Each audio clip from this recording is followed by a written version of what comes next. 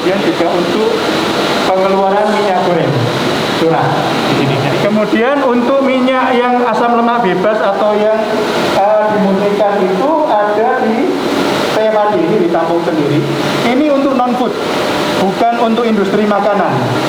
Jadi ini dijual untuk ke biodiesel kemana, itu artinya kebanyakan untuk ekspor ini. Jadi ini bukan untuk produk makanan. Sedangkan RBDPO sendiri kita proses lebih lanjut, ada proses lebih lanjut. Ada 2 fraksi. Kalau ibu bapak lihat di sini kan ada yang melebihi ya mereka ya. Seharusnya biasanya kalau normal mereka nggak perlu minta, tapi ini minta saya kapan gitu.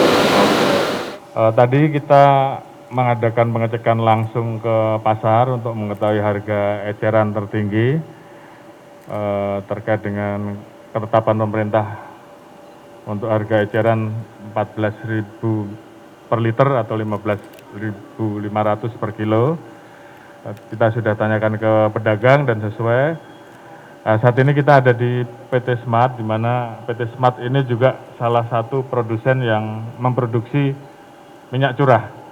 Tadi kita tanyakan produksinya saat ini 250 ton sehari untuk memenuhi kebutuhan minyak curah. Jadi sebenarnya sudah mulai tanggal 17 ya, 17 Maret, distribusi minyak curah sesuai dengan harga HET sudah mulai berjalan. Namun demikian tentunya memang kita akan cek di produsen-produsen yang lain terkait dengan kecukupan terhadap kebutuhan minyak curah, karena ini juga menjadi penting. Oleh ini tentunya hal-hal yang harus terus kita cek dan kemudian kita pastikan bahwa seluruh